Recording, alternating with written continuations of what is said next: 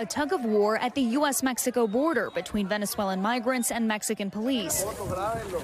Smoke billowing from encampments as campfires lit to keep warm become a danger. There was a fire, this man says, as officers cleared tents with children inside. A lot of officers were rude to us, he added. U.S. Customs and Border Patrol officials say encounters with Venezuelan migrants at the border have more than tripled since last year, up 285%, and a more than 6,000% jump since 2020. How tense are things at the border right now for these Venezuelan migrants that have made this arduous journey to get there? There isn't always consistent or sufficient support services for them, especially for younger and for families that struggle to find shelter at times. More than 7 million Venezuelans have fled the country, according to the UN, hoping to escape an oppressive political regime and economic crisis. But a change in U.S. policy restricting the number of asylum claims have left many stranded in Mexico, where they've set up camps. Over the last couple of weeks, clashes intensifying. In October, U.S. border officials say an agent was attacked with a flagpole during a demonstration near El Paso.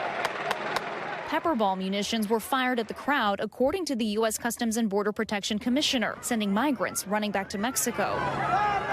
As for the displacement this weekend, a humanitarian rights official with the Mexican government says the living conditions along the border are now a safety concern. A civil protection ruling behind the efforts to move the migrants, citing the risk of fire to flammable tents, concerns over children drowning in the river, and a risk of hypothermia.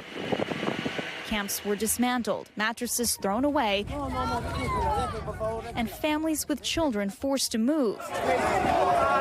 But migrants say they're fighting to stay, hoping their visible presence makes more than a statement on both sides of the border. Nosotros no nos queremos ir, ya que pues nosotros vemos un punto de vista que acá en este muro estamos haciendo un poco de presión a la gente de Estados Unidos para que nos puedan dejar ingresar. What will determine what happens to these migrants, I think, is in part about policy, but also is in part about perception. And the Mexican government and the Mexico local towns, I think, are going to be big players in how this actually shapes up to be in the next coming months.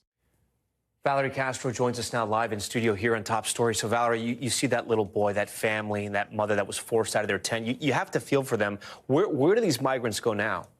There's very few places they can go. They are bused to some nearby shelters, but the space there is limited. There's really not a lot of resources for them there at the border. And basically, Mexico's calculation on this was that tent city was growing to be too dangerous. Okay. All right, Valerie, we thank you. Thanks for watching our YouTube channel. Follow today's top stories and breaking news by downloading the NBC News app.